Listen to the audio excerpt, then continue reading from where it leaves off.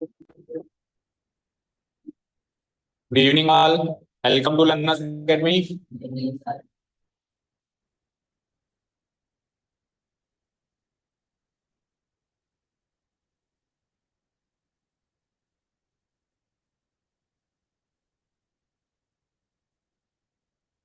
Okay.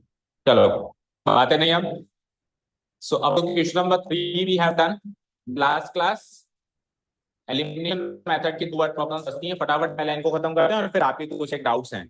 Like previous exercise में substitution वाला question elimination करने का ट्राई किया, एलिमिनेशन वाला क्वेश्चन सब्स्टिट्यूशन करने का ट्राई किया.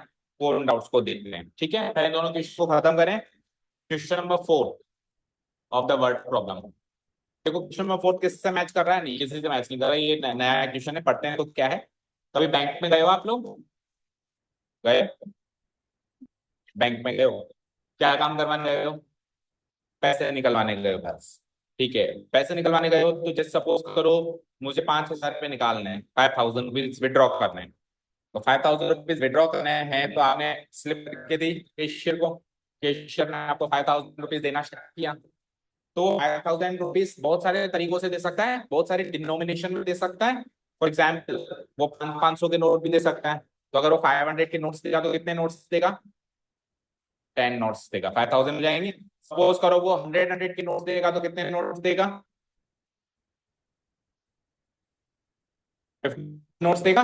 15 to 100 5,000 हो गया. सपोज करो वो कुछ नोट्स 100 के और कुछ नोट्स 500 के भी दे सकता है. सपोज करो वो कुछ 500 कुछ नोट 100 और कुछ नोट 50 के भी दे सकता है. और वो कुछ नोट्स 1000 के भी दे सकता है. कैसे देगा? चलेंगे. हाँ, पैसे आते कहाँ से हैं वहां पे? पब्लिक जमा कराती है और पब्लिक निकालती है. हम्म. कहाँ से? वो एटीएम से करेगा. वो लोडिंग होती है, बैंक वाले करते हैं उसकी लोडिंग. हाँ, वो खुलता है, पूरा मशीन खुलता है, उसमें कैसेट डलते हैं, कैसेट के अंदर वो लोड होता है. उसमें रिपोर्ट आ जाती है कि एटीएम खाली हो चुका है. तो उनके पास मैसेज आ जाता है कि एटीएम का जो कैसेट है वो खाली हो चुकी है. फिर वो जाते हैं बैंक वाले, नोट लेके उसको डाल के आते हैं. डिफरेंट आउटसाइड एजेंसीज भी होती हैं, ये काम करती हैं. ठीक है, कई बार ऐसे मान लो एटीएम में अमाउंट नहीं है और आप विड्रॉ करोगे ना तो उस पर लिखा रहता है नॉट एबल टू डिस्पेंस करके मैसेज आ जाता है, यानी कि वो खाली हो चुका है. ठीक है. ओके. सो जो हम नोट्स ले रहे हैं, लाइक 500 में ले रहे हैं, लाइक 200 में ले रहे हैं, 100 में ले रहे हैं, तो वो बोलते हैं डिनोमिनेशन. क्या बोलते हैं उसको? डिनोमिनेशन. और जो टोटल अमाउंट है वो है 5,000. तो टोटल अमाउंट अलग चीज है, नंबर ऑफ नोट्स अलग चीज है. सपोज करो 5,000 रुपीज चाहिए आपको.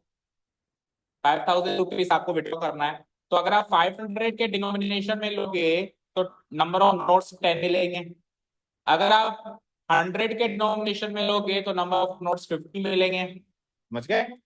और अगर आप 50 के डिनोमिनेशन में लोगे तो नंबर ऑफ नोट्स 100 मिलेंगे. 50 नोट अगर उसको 50 नोट अगर करें तो 5,000 हो जाएंगे. समझ गए? तो नंबर ऑफ नोट्स किस पे डिपेंड करेगा? डिनोमिनेशन पे डिपेंड करेगा. ठीक है, अब अपन सवाल पढ़ते हैं. इस पर बेस्ड है सारा विषय जो भी अपन ने चर्चा करी, इस पूरी चीज पर ये बेस्ड. ठीक है. मीना नाम की लड़की, कोई है क्या मीना यहाँ पे आने यहाँ? No. Okay, Meena went to a bank. Bank में गई. कितना अमाउंट विड्रॉ करना है उसको? 2,000. उसने केशियर को कहा कि उसको केवल 50 के और 100 के नोट देना. मतलब उसने केशियर को रिक्वेस्ट करी कि 50 और 100 नोट्स ही उसको चाहिए. उसका कुछ पर्पस होगा विड्रॉ करने का, या उसको खुले पैसे चाहिए होंगे, किसी भी पर्पस के लिए वो निकलवा रहे हैं पैसे. तो उसको 50 100 के नोट्स चाहिए, उसको बड़े नोट 500 के नहीं चाहिए. ठीक है. तो मीना को टोटल नोट्स कितने मिले? 25. ये तो नंबर ऑफ नोट्स हैं. इन 25 कुछ नोट 100 के हैं और कुछ नोट 50 के हैं, क्योंकि 100 और 50 की उसने रिक्वेस्ट करी है. तो कुछ नोट 100 के होंगे, कुछ 50 के. ऐसा हो सकता है ना, जैसे कि 5 नोट तो 100 के और 20 नोट 50 के हो गए ना, 25. या ऐसा भी हो सकता है 10 नोट इसके हो, 15 इसके हो. वो कैसे अपने को अभी पता नहीं. पर टोटल नोट्स कितने हैं? ये 25. टोटल अमाउंट कितना है? 2,000. टोटल अमाउंट तो 2,000 है, लेकिन टोटल नोट्स कितने हैं? 25. तो अब आपको ये बताना है कि 25 नोटों में से 50 के नोट कितने मिले उसको और 100 के नोट कितने मिले. जैसे अभी अपन गैस कर रहे थे ना कि 5 नोट 100 के हो सकते हैं और 20 नोट 50 के हो. ये तो हम एक तरीके से तुक्का लगा रहे थे. बट अभी तुक्का नहीं लगाना, आपको एग्जैक्ट बताना है कि कितने तो 50 के नोट मिले होंगे उसको और कितने 100 के नोट उसको मिले होंगे. यानी नंबर ऑफ नोट्स आपको पता करना है. टोटल नंबर ऑफ नोट्स नहीं, टोटल नंबर ऑफ नोट्स तो पता है 50 के नंबर ऑफ नोट्स और 100 के नंबर ऑफ नोट्स आपको समझ आया। जो पूछे उसी को एक्स और वाई अज्यूम करें। क्या पूछा है उसने, हाउ मेनी नोट्स या नंबर ऑफ नोट्स, तो हम नंबर ऑफ नोट्स 50 रुपीज के नंबर ऑफ नोट्स को मान लेते हैं एक्स और 100 रुपीज के नंबर ऑफ नोट्स को मान लेते हैं y. Start writing. Let the number of rupees 50 notes be x and the number of rupees 100 notes be y।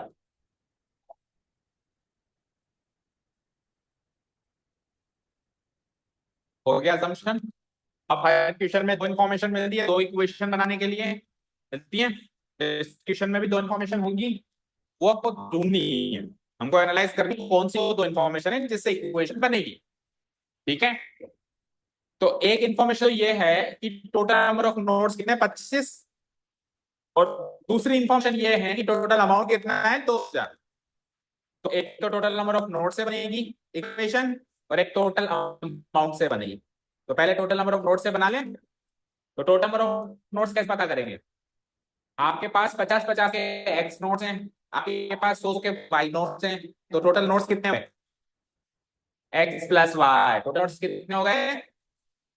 मान लो 50 के 10 नोट होते हैं और 100 के 10 नोट होते हैं, तो टोटल नोट कितने होते हैं 20। कैसे पता करते हैं, दोनों को ऐड करके पता करते हैं। तो अभी वो 10 और 10 ना होके न्यूमेरिक फॉर्म में ना होके और अलजेब्रिक फॉर्म में है एक्स और वाई, तो टोटल नंबर ऑफ नोट्स कितने हो जाएंगे एक्स प्लस वाई हमारे हिसाब से। उसके साथ टोटल नंबर ऑफ नोट्स कितने 25। तो हमारे हिसाब से जो एक्स प्लस वाई है और उसके साथ से जो 25 उनको इक्वेट करते बन गई इक्वेशन। तो पहला केस है इक्वेशन बना दो, फिर चलते हैं दूसरी equation.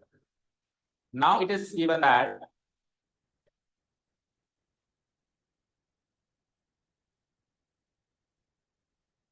total number of nodes, total number of nodes is 25. ये given है, given है ना। या तो हम ऐसे लिख सकते हैं total number of notes equal to 25, सामने डाल दो गिवन, नहीं तो ऊपर डाल दो। ठीक है, दैट इज, तो बनाते हैं इक्वेशन। तो टोटल नंबर ऑफ नोड्स होंगे x प्लस वाई, इसका लग गया इक्वल टू और 25।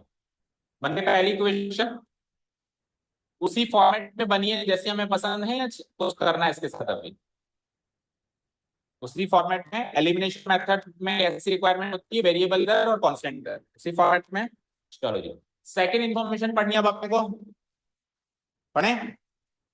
Again it is given that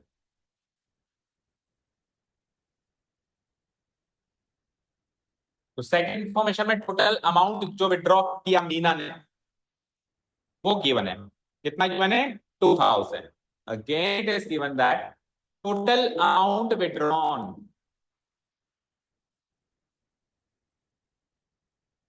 total amount withdrawn is how much rupees 2000 given है। अब इससे बनानी है इक्वेशन।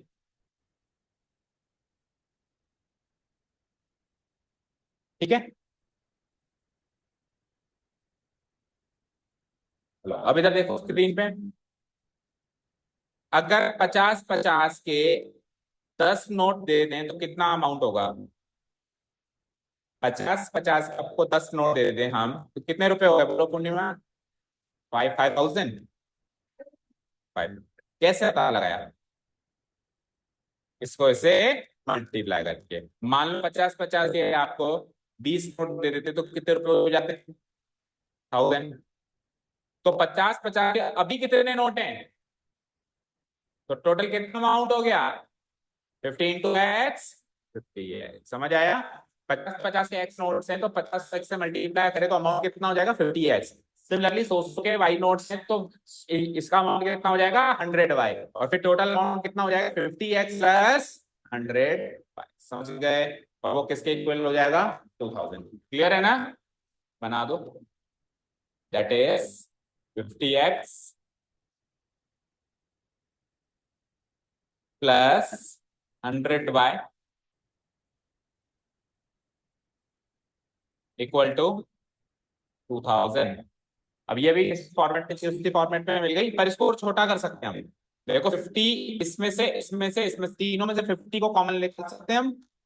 बोलो तो क्या स्टेप लिखेंगे बताओ? बोलो क्या स्टेप लिखेंगे? या तो लिख दो डिवाइडिंग बोथ साइड्स बाय 50, और या फिर एक काम करो, LHS में से पहले 50 को कॉमन, 50x में से 50 कॉमन लिया तो क्या बचा? x। और 100 में से 50 कॉमन लिया तो क्या बचा? क्या? 100 में से 50 कॉमन लिया तो 2, डिवाइड करो और y है आगे, 2y equal to what? 2000। Next step में हम 50 को उधर भेज देंगे, तो x प्लस 2y की वैल्यू हो जाएगी, 50 इधर मल्टीप्लाई हो रहा है तो उधर जाके डिवाइड हो जाएगा, और उसको से डिवाइड करेंगे तो 0 से 0 कैंसिल आउट हुआ, 200 से 5 को काटेंगे तो 40 आ जाएगा। तो x plus 2y equal to 40। ये मेरी बन गई सेकेंड इक्वेशन। समझ आया?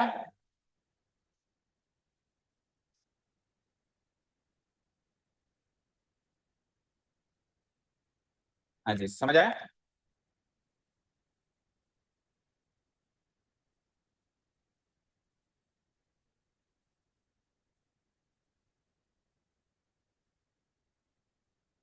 आया समझ?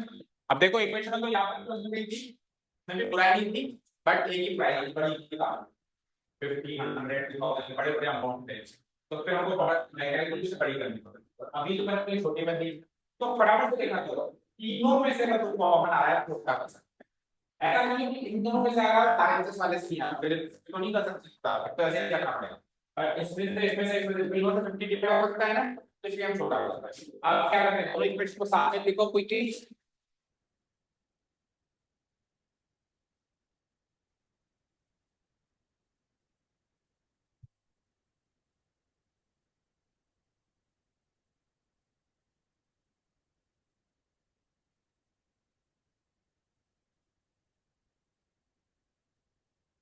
सो एलिमिनेशन के लिए कंपेयर करो इनके coefficients.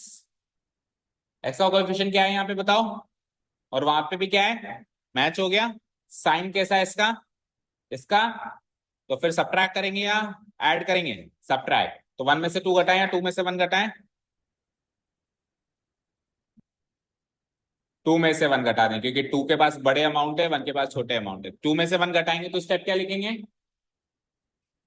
Subtracting equation 1 from equation 2। Equation 1 from equation 2 we get equation 2 minus equation 1। चलो बताओ, इक्वेशन 2 का एलएचएस पार्ट बताओ। x प्लस 2y याद ही हो जाता है इतनी देर में तो। और इक्वेशन 1 का x प्लस वाई, यही है ना? देखो क्वेश्चन में इतना डीपली इन्वॉल्व हो जाओ कि याद ही हो जाएगी चीजें, पन्ना भी पलटने की जरूरत नहीं पड़े। ठीक है ना? आ जाओ, इक्वेशन 2 का आरएचएस क्या है? 40। और इक्वेशन 1 का आरएचएस क्या है? 25। चलो जी करें माइनस, तो x माइनस एक्स तो कट जाएगा, क्या बचेगा? 2y minus single Y. तो 2y में से सिंगल वाई गया, कितने वाई बचा? Only single y. और 40 में से 25 गया तो 15। स्ट्रेट अवे y की वैल्यू आ गई। पुट कर देते हैं इसको फर्स्ट में ही, फर्स्ट होती है ना। Now putting y equal to 15 in equation 1 get. तो इक्वेशन 1 एक बार फिर से बोलो, x plus y equal to 25। तो x तो एज इट इज छोड़ो, और y की वैल्यू क्या है? 15 इक्वल टू 25। तो x की वैल्यू निकालने के लिए 15 को उधर भेजें, इधर प्लस में तो उधर जाके minus. 25 minus 15 gives me 10। Solve हो गया? सॉल्व। ओके, क्लोजिंग स्टेटमेंट क्या रहेगा? हेंस नंबर ऑफ रुपीस, जो हमने स्टार्ट किया था जहां से सवाल, number of rupees 50 notes, number of rupees 100 notes, ये तो पूछा है उसने, तो फाइनल एंड भी उसी पे करेंगे। Number of rupees 50 notes and number of rupees 100 notes equal to, इधर लिखो x इक्वल टू, इधर लिखो y, x की वैल्यू 15, 10, और y की क्या है, ये 10 और 15 क्या है? नंबर ऑफ नोट्स, तो क्या लिखेंगे? 10 नोट्स। यूनिट भी लगानी पड़ती है, क्या चीज है ये? 15 नोट्स। आंसर।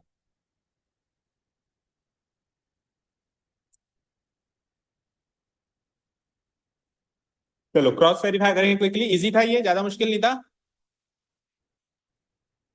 इजी था। ओके, क्रॉस वेरीफाई करते हैं। देखो जी, तो 50-50 के कितने नोट्स हैं हमारे पास? ये 50 के नोट्स हो गए, ये 100 के नोट्स हो गए, राइट? तो 50-50 के कितने नोट्स हुए, बोलना? 50 के 10 और 100 के 15, तो 10 और 15 टोटल नोट कितने हो गए? उसने भी यही कहा था 25 नोट होने चाहिए। अच्छा, अमाउंट देखो, अब 50-50 के 10 नोट अगर करेंगे तो टोटल अमाउंट कितना होगा? 500। और 100 के 15 नोट अगर करेंगे तो अमाउंट कितना हो जाएगा? 1500। और 500 और 1500 टोटल अमाउंट कितना हो गया? 2000। अमाउंट भी मैच हो गया 2000 से, और नंबर ऑफ नोट्स भी मैच हो गए 25। ठीक है, क्लियर? चलो, नेक्स्ट क्वेश्चन रीड आउट करते हैं, इस कैटेगरी का last question. A lending library has a fixed charge for the first 3 days and an additional charge for each day thereafter. ये पहली लाइन किस किस को समझ में आई?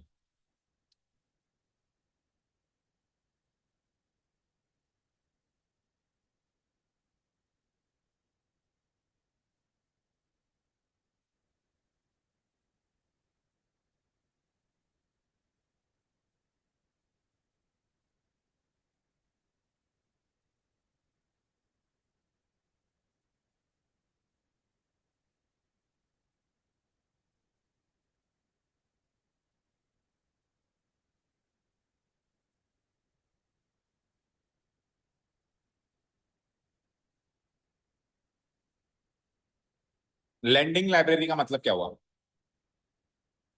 क्या? कोई नहीं आया? लाइब्रेरी का मतलब समझ में आया, लैंडिंग का मतलब नहीं आया? लैंड करने का मतलब नहीं पता? LEND, lend. लैंड का अपोजिट होता है बोरो। बोलो, lend and borrow, lending and borrowing, क्या मीनिंग होता है? उधार लेना और देना। लैंडिंग मतलब उधार देना, बोरो मतलब उधार लेना। लैंड मतलब उधार देना, बोरो मतलब उधार लेना। तो लाइब्रेरी, दो तरीके की लाइब्रेरी होती है। एक लाइब्रेरी होती है जिसमें जाओ बस पढ़ के आ जाओ, जैसे हमारी निवाई की है। निवाई की जितनी भी लाइब्रेरी है, कोई भी लैंडिंग लाइब्रेरी नहीं है, जस्ट लाइब्रेरी है। अपनी अपनी किताबें जाओ, उधर कुर्सी टेबल मिल जाएगा, पंखा मिल जाएगा, वाईफाई मिल जाएगा, पानी मिल जाएगा, वॉशरूम मिल जाएगा, पढ़ो और आ जाओ, है ना? और क्या मिलेगा? AC भी मिल जाएगी। AC कहाँ है? अच्छा, आपने बता दिया, कल को अपन लाइब्रेरी खोले तो पता चले भाई AC भी लगानी है। ठीक है, तो ये सब मिल जाएगा, है ना? लेकिन इसमें किताबें नहीं मिलेंगी, किताबें आपको लेनी। और एक लाइब्रेरी ऐसी होती है जहाँ में बुक स्टोर भी होता है बड़ा सारा, उनके पास बुक्स का कलेक्शन होता है, अलग अलग कैटेगरी की, हिस्ट्री की इधर, ग्रामर की, जैसे आपकी स्कूल की लाइब्रेरीज होती है, NCERT बुक्स, उधर उधर आप वो बुक लैंड कर सकते हो, उनसे उधार ले सकते हो कुछ एक छोटे से चार्ज पर। और जैसे आप स्टूडेंट्स हो तो आपको तो शायद कुछ दिन तक फ्री भी वो देते हैं, लेकिन मान लो जो स्टूडेंट्स नहीं, आउटसाइडर्स हैं, तो उनको कुछ पैसे लेकर उनसे स्लिप पे साइन करवा के ले लेते हैं, ना? ठीक है, समझ गए? लाइब्रेरी और लैंडिंग लाइब्रेरी में डिफरेंस समझ में आ गया? तो एक लैंडिंग लाइब्रेरी, अब लैंडिंग लाइब्रेरी है तो बुक्स देती होगी, बुक्स देती होगी तो पैसे लेती होगी, तो किस हिसाब से वो बुक्स पर चार्ज करती है उसका सिस्टम यहाँ पे दिया हुआ है। तो उसका सिस्टम कैसा है कि फिक्स्ड चार्ज लगेगा फॉर द फर्स्ट 3 डेज, मतलब पहले 3 दिनों तक तो फिक्स्ड चार्ज है। अब मान लो फॉर एग्जाम्पल मान लेते हैं 50 रुपए फिक्स चार्ज है ना, तो 50 रुपए 3 दिन तक तो 50 रुपए ही लगेंगे। 3 दिन तक मतलब आप एक दिन रखो तो भी 50 रुपए, 2 दिन किताब को यूज करो तो भी 50 रुपए, 3 दिन किताब को यूज करो तो भी 50 रुपए। 3 दिन के अंदर आप कभी भी दे दो, आपके 50 रुपए फिक्स लगेंगे, तो फिक्स हो गया। And an additional charge for each day thereafter, उन 3 दिन के बाद भी अगर आप किताब रखते हो तो फिर एडिशनल चार्ज लगेगा, एक्स्ट्रा चार्ज लगेगा। और एक्स्ट्रा चार्ज पर डे के हिसाब से कैलकुलेट होगा। समझ आया? फिक्स्ड चार्ज तो 3 दिन का है, फिक्स्ड चार्ज तो 3 दिन का है, एडिशनल चार्ज पर डे का है। अब मान लो जैसे फॉर एग्जांपल एडिशनल चार्ज मान लो 20 रुपए है, तो इसका मतलब ये नहीं कि 3 दिन तक तो 50 रुपए लगे और फिर मैंने 7 दिन रख ली तो 7 दिन तक 20 ही लगेंगे। 7 दिन तक हर एक दिन के 20 लगेंगे। एक्स्ट्रा चार्ज पर डे का होगा, जितने भी दिन एक्स्ट्रा रखोगे पर डे के हिसाब से कैलकुलेट होगा। और फिक्स्ड चार्ज कितने दिन का है? 3 दिन का। समझ में आ गया उसका सिस्टम लेने देने का? अब सरिता नाम की एक लड़की ने 27 रुपए दिए और उसने बुक कितने दिन रखी? 7 डेज। वाइल सुसी नाम की कोई लड़की है, उसने 21 रुपए दिए और उसने किताब कितने दिन रखी? 5 दिन। तो पता लगाओ उस लाइब्रेरी का फिक्स्ड चार्ज कितना है और जो एक्स्ट्रा चार्ज हर एक डे का अपन ले रहे हैं for each extra day, additional charge per day, वो कितना है। तो मैं लास्ट एक्सरसाइज में एक सवाल किया था, फिक्स्ड चार्ज और फिक्स्ड क्या था, टैक्सी फेयर का किया था ना, फिक्स्ड चार्ज और वेरिएबल चार्ज पर किलोमीटर। तो इसमें सेम टू सेम वैसे ही फिक्स्ड चार्ज और एडिशनल चार्ज पर डे का है, उसमें पर किलोमीटर का था डिस्टेंस के हिसाब से, उसमें पर डे का। ठीक है, जो पूछे उसी को, तो फिक्स्ड चार्ज को ले लो और एडिशनल चार्ज को ले लो। लेकिन याद रखना वाई हर डे का लगेगा। एक दिन का एक वाई, 2 दिन के 2 वाई, 3 दिन के 3 वाई। ऐसे नहीं कि वाई हमेशा कितने भी दिन रखो वाई लगेगा, हर दिन का वाई वाई वाई वाई लगता रहेगा। हाँ हाँ, जरूरी तो मैंने कब बोला कि जरूरी है? मैंने ऐसे नहीं बोला जरूरी है, मैंने इससे कहा हमको दिक्कत आएगी अगर हम प्रेजेंट को नहीं माने तो। उसका फिर मैंने लॉजिक भी दिया है ना। सपोज करो हमने पास्ट एज को एक्स मान लिया, अब मेरे को फ्यूचर में जानना है, तो पास्ट से आप पहले प्रेजेंट आओगे और प्रेजेंट से फिर आप फ्यूचर जाओगे, 2 स्टेप्स में आपको जाना पड़ेगा, तो कंफ्यूजन हो सकता है। मैंने कहा था प्रेजेंट एज को एक्स और वाई मानना सेफ होता है, गलती होने के चांसेस कम होते हैं, बस ये बोला मैंने नहीं बोला कि जरूरी है ऐसा। ठीक है, क्लियर है? हमारा तो प्रेजेंट एज को एक्स और वाई मान के आंसर आ रहा है ना, उनका पास्ट एज को एक्स और वाई या फ्यूचर एज को भी एक्स और वाई मान के आंसर आ सकता है। फिर आप दोनों की कॉम्प्लेक्सिटी को कंपेयर करो कि इधर ज्यादा समझने में दिक्कत आई या इधर ज्यादा समझने में दिक्कत आई। ठीक है, आपको खुद को ही कॉम्प्लेक्स फील लगेगा वो, अगर आप पुरानी एज को एक्स और वाई मानोगे वो खुद को कॉम्प्लेक्स फील लगेगा। ठीक है ना, डिफिकल्ट फील होगा ज्यादा। चलें अभी? ओके, आ जाओ तो। Let the fixed charge be x. अच्छा, फिक्स्ड चार्ज कितने दिनों के लिए? 3 दिन। तो हमको मेंशन करना पड़ेगा fixed charge for the first 3 days be rupees x, है ना। लेट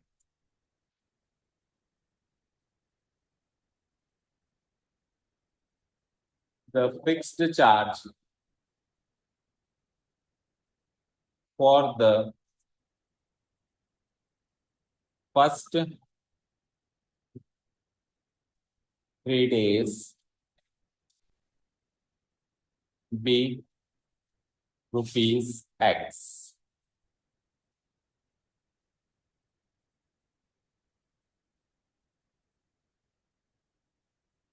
देखा?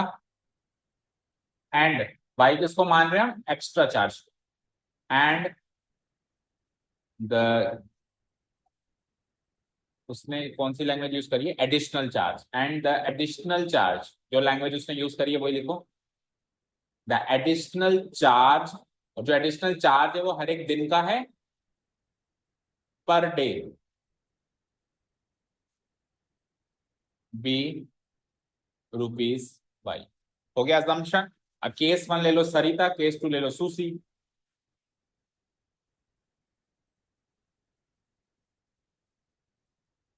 स्टार्ट करें case 1।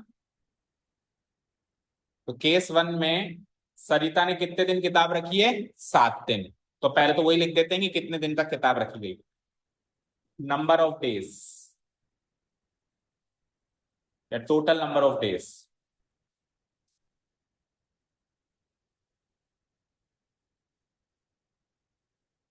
For which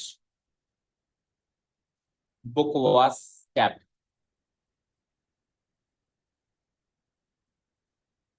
equal to how much, how many, 7 days है ना, 7 days। और ये 7 days के लिए उसने किताब रखी है, ये बात क्वेश्चन में गिवन है।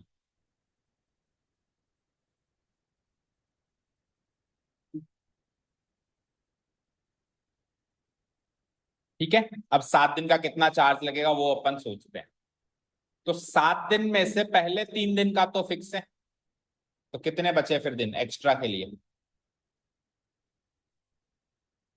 4 बचे। फिर पहले 3 दिन तक तो फिक्स है, और अगले 4 दिन तक फिर हर एक दिन का एक्स्ट्रा है। तो पहले 3 दिन का कितना है? 50 कहाँ लिखा हुआ है?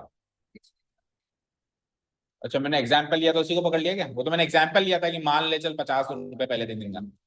वो आंसर थोड़ी ना है। हमारे हिसाब से तो एक्स है ना। पहले 3 दिन का कितना है? एक्स। अब दिन कितने बचे? 4। तो हर एक दिन का कितना एक्स्ट्रा में? वाई। तो 4 दिन का कितने वाई हो गया? 4y। और फिक्स चार्ज एक्स और ले लिया अपन ने, तो एक्स और 4y को ऐड करेंगे तो क्या बन जाएगा? x+4y। समझ आया? क्लियर? चलो। So total number of days तो 7 days हो गए, तो अब निकालते हैं अपन। So fixed charge for the first 3 days, fixed charge for the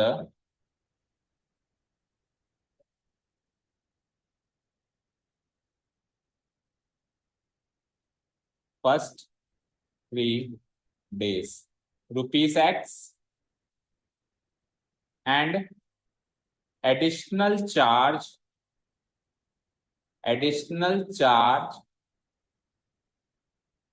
for the next 4 days। First की जगह नेक्स्ट करो, और दिन कितने बचे? 7 में से 3 तो गए, तो कितने बचे?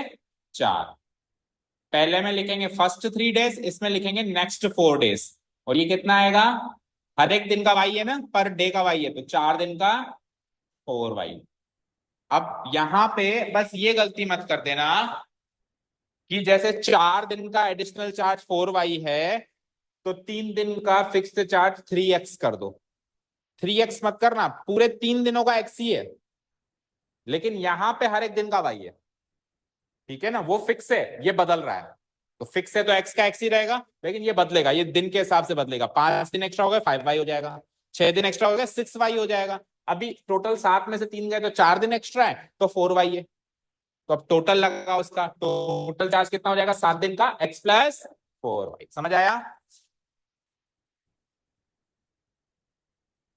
सो total charges for the 7 days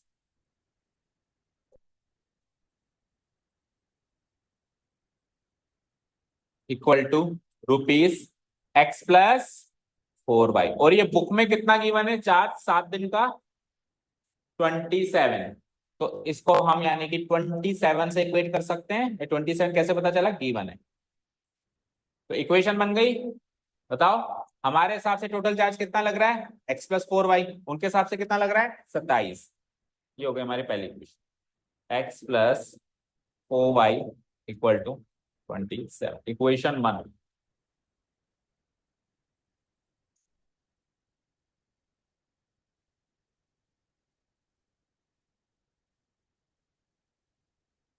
बन गई इक्वेशन 1। अब अब बनाओ। किस कौन बनाएगा? बनाओ। देखो, दो सिमिलर अगर केसेस हैं तो आपको एक बना दिया तो एक आप। पिछले क्वेश्चन में क्या थे? दोनों केसेस डिफरेंट थे। एक केस तो था नंबर ऑफ नोट्स का, और एक केस था आपके अमाउंट का। तो दोनों डिफरेंट थे, इसलिए मैंने दोनों बना के दिए। अब इसमें तो दोनों सिमिलर है ना, तो एक बना दिया तो एक अपने आप बनाओ। Class 9th। बैठो।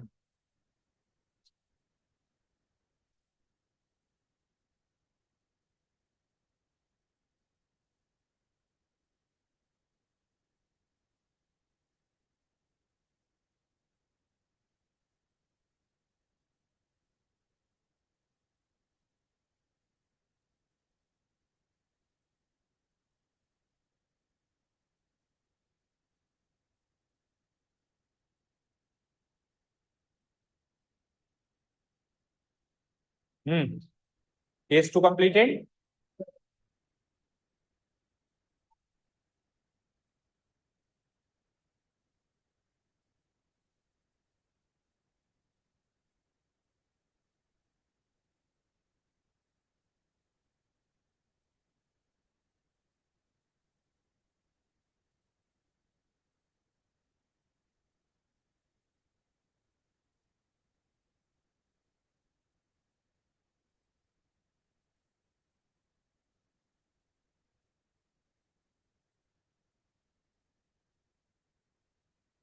आपका क्या नाम है? आर्यन। अखिल के भाई आप ही हो क्या, उस दिन जो आए थे?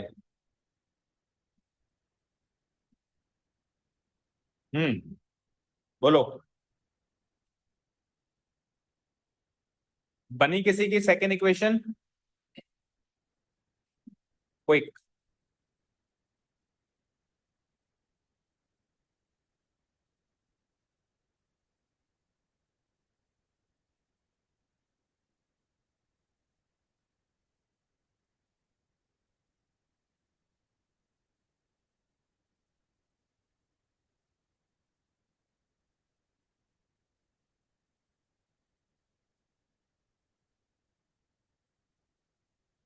बन गई? मोनिका बन गई?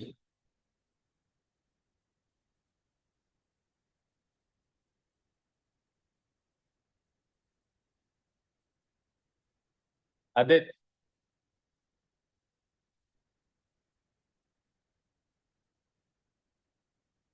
Okay let's see. तो बताओ क्या करेक्शन है केस वन से, जैसे ही हम केस टू पे आए।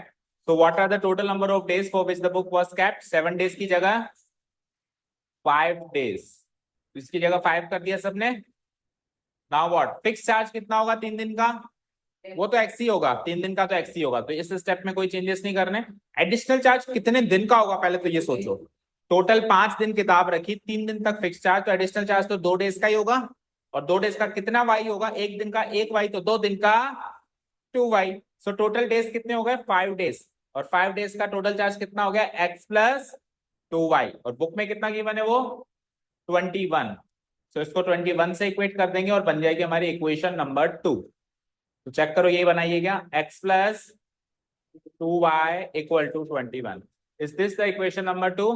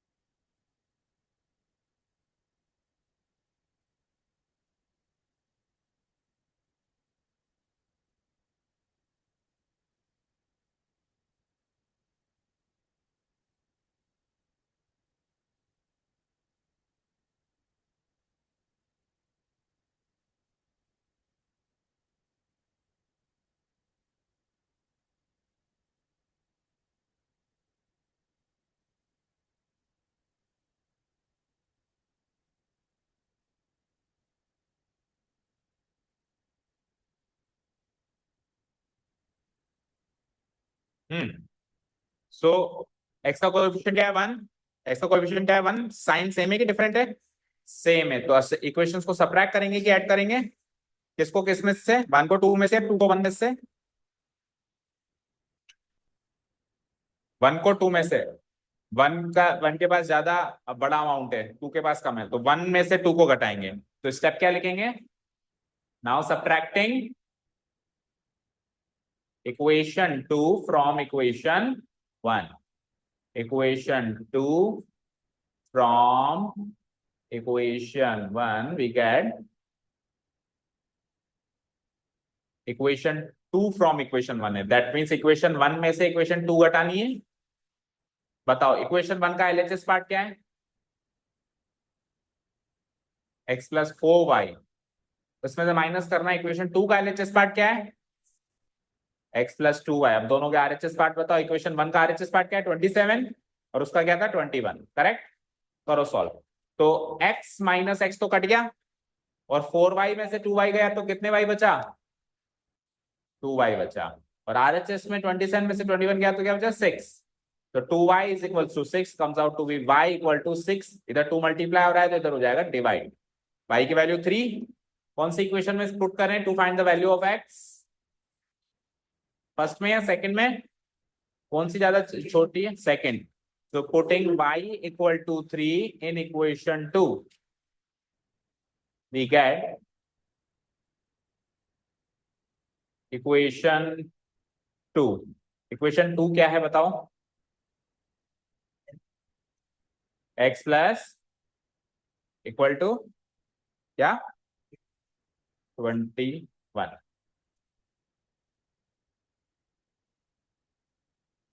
x plus 2y equal to 21। x plus 2 into y की वैल्यू क्या है? 3 इक्वल टू वॉट? 21। तो x प्लस 2 3 6 सही है, equal to 21। So x comes out to be 21। 6 इधर प्लस में, उधर जाएगा माइनस। 21 माइनस 6 कितना होता है? 15। चलो क्लोजिंग स्टेटमेंट बताओ। कहां से स्टार्ट किया था हमने सवाल? हेंस हमने स्टार्ट किया था fixed charge for the first 3 days और एडिशनल चार्ज पर डे, यही पूछा है सवाल में। तो इसी से खत्म करते हैं। Hence fixed charge for the first 3 days, for the first 3 days, ये हमने क्या माना था? x। और कल तक x की वैल्यू नहीं थी, अभी x की क्या वैल्यू निकाल ली हमने? 15। यानी 15 रुपए तो फिक्स चार्ज है। And additional charge per day कितना है? एडिशनल चार्ज पर डे ये हमने क्या माना था? ₹y। और y की क्या वैल्यू निकाली हमने? 3। ₹3 आंसर। ओवर। मैच कर लिया आंसर की से। ओके, अब क्रॉस वेरीफाई कर लें क्विकली, सही है कि गलत? कर दूं डिलीट? नोट हो गया? ओके, चलो मुझे बताओ, फिक्स चार्ज कितना निकाला आपने? ₹15। और एडिशनल कितना निकाला पर डे का? एडिशनल आपने निकाला 3। फिक्स तो निकाला आपने 15, और एडिशनल निकाला आपने 3 पर डे। 3 मत बोलो, 3 पर डे है, हर दिन का 3 है। उधर तो फिक्स है, लेकिन इधर पर डे का 3 है। ओके, अब जो केस 1 है, उस केस 1 में कितने डेज हैं? 7 डेज। तो 7 डेज में 15 रुपए तो लगेंगे ही लगेंगे, 3 दिन। फर्स्ट 3 डेज के 15 तो लगेंगे ही लगेंगे, साथ में 3 के 4 दिन। 4 दिन में हर एक दिन का 3-3 रुपया लग रहा है, तो 4 दिन का कितना लगा? 12, 4 या 12, तो टोटल कितना लगा? 27। तो हमारे हिसाब से 27 रुपए लगे, और बुक भी कहती है कि 27 से चेक करो। मैच हो गया। चलो केस 2 में कितने दिन तो किताब रखी हमने? 5 दिन। तो 5 दिन में से 3 दिन के तो 15 रुपए लगेंगे ही लगेंगे। दिन कितने बचे? 2। और हर एक दिन का कितना लगता है? 3 रुपया। तो 2 दिन का कितना लगा? 6 रुपया। सो 15 और 6 मिलके कितने हो गए? टोटल 21 रुपए। और बुक के हिसाब से भी ये 21 रुपए, ये चेक करो। तो दोनों केस जो हो गए क्रॉस वेरीफाई हो गए, दैट मीन्स हमारे आंसर्स करेक्ट। Okay, done. अब क्विकली एक बार सब्स्टिट्यूशन मेथड में, ये इसका सक्षम का एक डाउट है। इसने आपने किससे ट्राई किया? एलिमिनेशन से। ठीक है, इस क्वेश्चन को अगर एलिमिनेशन से करें तो देखो क्या कॉम्प्लेक्सिटीज आती हैं। क्वेश्चन नंबर 5, इस क्वेश्चन को अगर हम सब्स्टिट्यूशन से करें, देखो सबसे पहले तो एलिमिनेशन से करना है आपको। तो सबसे पहले एलिमिनेशन से जब भी करते हैं तो क्या मैच करते हैं? कोएफिशिएंट्स। तो इसका कोएफिशिएंट क्या है? इसका मैच हुआ क्या? इसका इसका मैच हुआ क्या? तो दोनों का ही मिसमैच है। अब दोनों का ही मैच कराने के लिए या तो एक्स का मैच कराओ तो इन दोनों का एलसीएम लो, और वाई का मैच कराओ तो इन दोनों का एलसीएम लो। तो पहले डिसाइड करो, एक्स का मैच कराना है कि वाई का मैच कराना है? एक्स का मैच कराना है। तो √2 और √3 का एलसीएम क्या होता है? √6। √2 और √3 का एलसीएम क्या होगा? 2 और 3 का 6 होगा। √2 और √3 का क्या होगा? √6। तो √6 बनाने के लिए इस पूरी इक्वेशन को √3 से मल्टीप्लाई करना पड़ेगा, और इसको √6 बनाने के लिए इस पूरी इक्वेशन को √2 से मल्टीप्लाई करना पड़ेगा। तो दो नई इक्वेशन बन जाएंगी। बनाओ। तो √6 बनाते हैं। √3 इंटू √2, √6x प्लस √3 इंटू √3 क्या होता है? √9 क्या होता है? 3। √3 इंटू √3 √9 होता है, लेकिन √9 आगे सॉल्वेबल है ना, फर्दर क्या बन जाएगा? 3। या फिर ऐसे भी कर सकते हो, रूट से रूट जब अंदर सेम क्वांटिटी बैठी है तो रूट रूट कट जाता है, आंसर क्या आ जाता है? 3। कैसे भी याद रखो। तो 3 हो गया ये, है ना, +3y। RHS में 0 है तो √3 को 0 से मल्टीप्लाई कराएंगे, 0। इधर आओ, √2 से कराओ, √2 इंटू √3x √6x माइनस √2 को √8 से कराओ, क्या मिलेगा? √16। और √16 भी सॉल्वेबल है, क्या होता है √16? 4। तो ये 4y हो गया माइनस का, इक्वल टू व्हाट?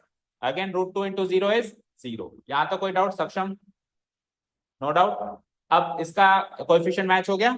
साइन क्या है? इसका भी प्लस, इसका भी प्लस, तो साइन सेम है, तो इक्वेशन को सबट्रैक्ट करें या ऐड करें? सबट्रैक्ट कर देते हैं। तो इसमें से इसको घटाओ, तो देखो ऐसे ही घटा दो अभी रफली, √6x में से √6x गया, कट गए दोनों, और ये इधर माइनस करूंगा तो ये माइनस माइनस क्या हो जाएगा? प्लस।